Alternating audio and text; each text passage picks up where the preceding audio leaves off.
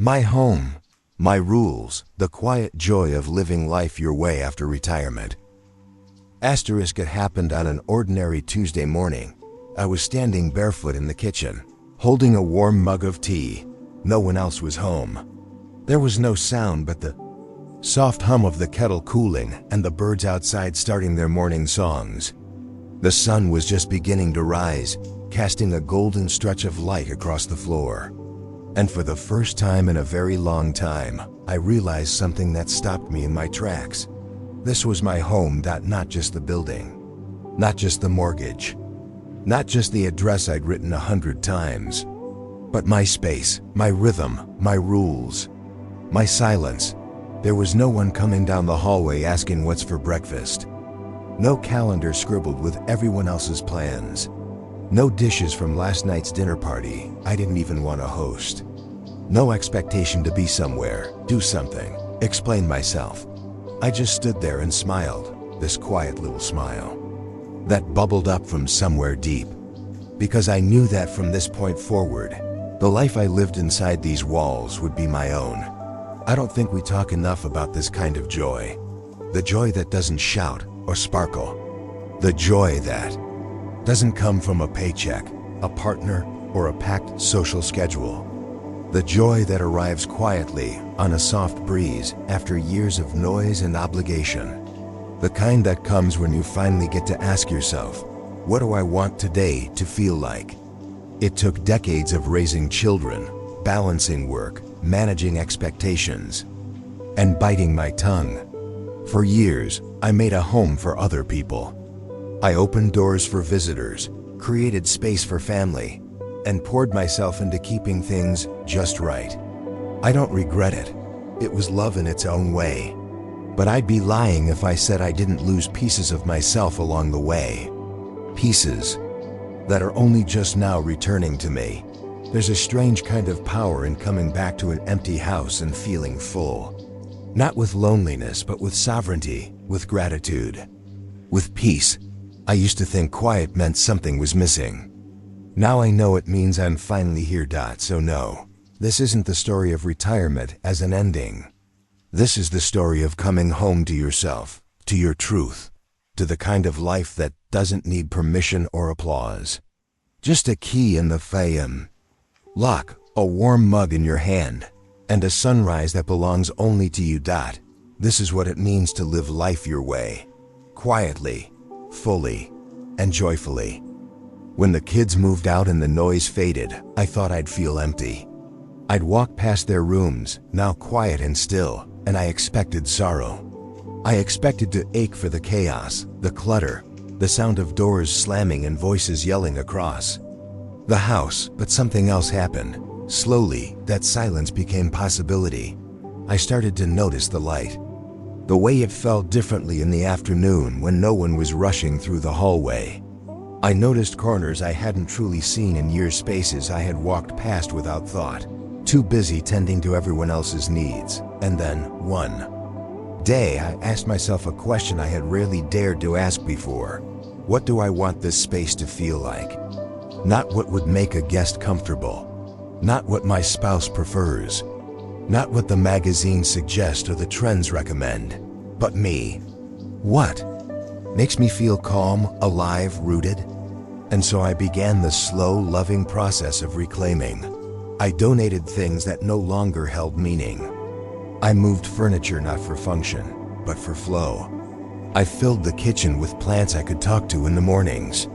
I painted walls a soft green that reminded me of moss and peace. I hung up art that made me smile, not because it was expensive or impressive, but because it spoke to something inside me. I didn't buy new things. I just began to see old things with new eyes. I created a reading nook by the window. I lit candles in the evening just for myself. I stopped making the guest bedroom perfect and made my bedroom sacred. And you know what happened? My house began to breathe differently. It exhaled, and so did I. This isn't about design. It's about identity. It's about walking into your living room and feeling seen. It's about the scent of your favorite tea in the air, the sound of your favorite music playing low, The quiet companionship of being completely at ease in your own space. After a lifetime of shaping a home around others, there is deep, quiet joy in finally shaping it around yourself. Your home should be your sanctuary, not a stage. And retirement isn't the end of that process. It's the beginning of the most honest version of it.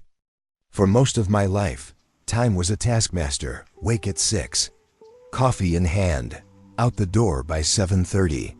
Meetings, phone calls, errands, appointments, deadlines, lunch eaten over a keyboard, dinner cooked with one hand while holding a child in the other. Even sleep felt scheduled, another thing to manage, another line on the to-do list. But now, I wake up when I'm ready. Some days that's early, with the sun gently nudging me awake. Other days, I let the blanket hold me a little longer. There's no alarm screaming that I'm late for a world that's waiting, because the only thing waiting now is me. And I'm in no rush. This, to me, is one of the most unexpected luxuries of retirement. Not freedom from work, but freedom from the clock. I've traded in the rigidity of routine for the flow of rhythm. I eat when I'm hungry. Sometimes that's at noon, sometimes it's at 3. I walk when the air feels good. I read when the light hits just right. I nap when I feel heavy, not when it's allowed. I write letters to old friends when I feel nostalgic, and I sit quietly when I feel full. I do things not because I should, but because I want to. And that single shift changes everything. Living by rhythm has taught me to listen to my body, my heart, my surroundings. There's an intelligence there I ignored for years.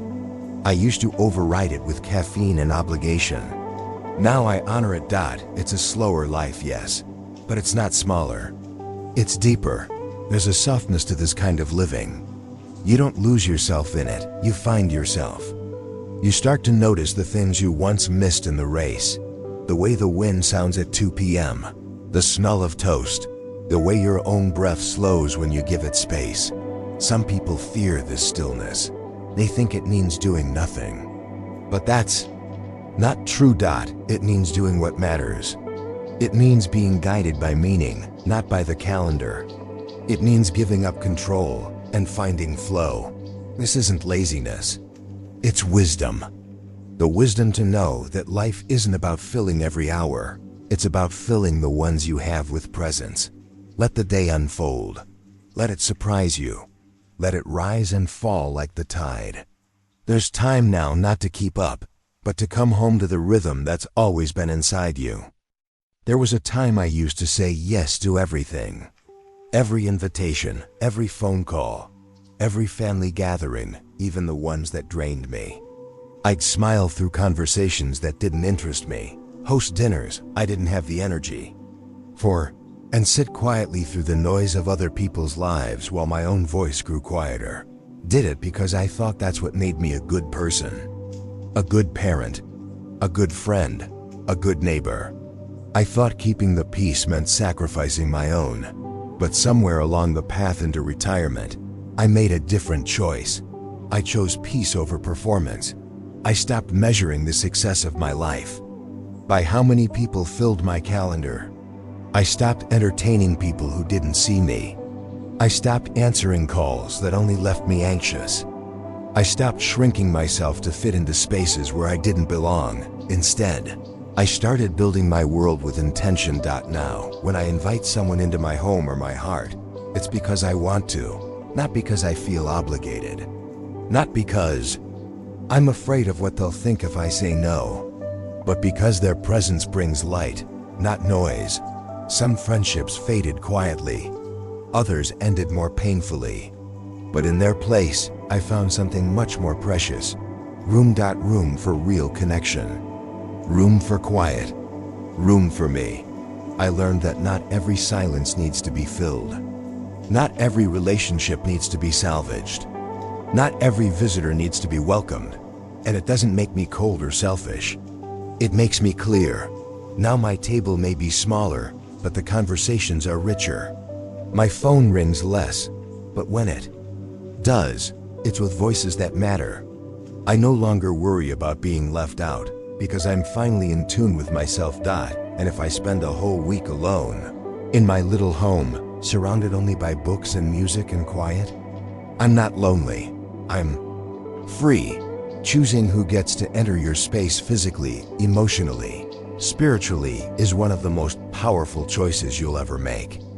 And retirement gives you the perfect opportunity to make that choice, not with resentment, but with grace. It's not about closing the door. It's about deciding who gets to walk through it. And when you make that choice with love, what you're left with is not isolation, it's peace. If you would have told me years ago that I'd one day spend so much time alone and actually enjoy it, I wouldn't have believed you. Back then, silence was terrifying. Stillness felt like failure. Being alone felt like being left behind. But now in the quiet rooms of this home I've built and rebuilt and reclaimed, I've found something I never had when life was loud. Belonging. Not to a group, not to a role, but to myself. I don't miss the rush. I don't miss the pretending. I don't miss the constant performing for a world that never stopped long enough to see me clearly. Now the only person I need to impress is the one looking back at me in the mirror each morning. And let me tell you, she's not asking for much. Just honesty, kindness, and a little joy. This life isn't flashy. It doesn't make headlines. There are no awards for choosing peace. No standing ovation for learning to love solitude. But the reward is deeper than applause. It's knowing that your life fits you now. Like a favorite sweater, worn in the right places, soft where it needs to be, strong where it counts. It's having a home where you don't need to apologize for how you decorate, how you dress, or what time you wake up. It's having a day shaped by feeling, not by force. It's having the courage to say no, and the freedom to say yes to what truly matters. And maybe most of all, it's learning that you are enough company for yourself. I'm not lonely. I'm at home with myself. And there is no place more sacred, more powerful, or more quietly beautiful than that. So if you're standing at the doorway of retirement, wondering what comes next, step in, light a candle, put on your music, sit where the sun hits the floor just right. And remember, this life is yours now. Your home. Your rules, your joy. Welcome home. If you would have told me years ago that I'd one day spend so much time alone and actually enjoy it, I wouldn't have believed you. Back then, silence was terrifying. Stillness felt like failure. Being alone felt like being left behind. But now in the quiet rooms of this home I've built and rebuilt and reclaimed, I've found something I never had when life was loud. Belonging. Not to a group, not to a role, but to myself. I don't miss the rush. I don't miss the pretending. I don't miss the constant performing for a world that never stopped long enough to see me clearly. Now the only person I need to impress is the one looking back at me in the mirror each morning. And let me tell you, she's not asking for much. Just honesty, kindness, and a little joy. This life isn't flashy. It doesn't make headlines. There are no awards for choosing peace. No standing ovation for learning to love solitude. But the reward is deeper than applause. It's knowing that your life fits you now. Like a favorite sweater, worn in the right places, soft where it needs to be, strong where it counts. It's having a home where you don't need to apologize for how you decorate, how you dress, or what time you wake up. It's having a day shaped by feeling, not by force. It's having the courage to say no, and the freedom to say yes to what truly matters. And maybe most of all, it's learning that you are enough company for yourself. I'm not lonely. I'm at home with myself. And there is no place more sacred, more powerful, or more quietly beautiful than that. So if you're standing at the doorway of retirement, wondering what comes next, step in, light a candle, put on your music, sit where the sun hits the floor just right. And remember, this life is yours now. Your home. Your rules, your joy. Welcome home.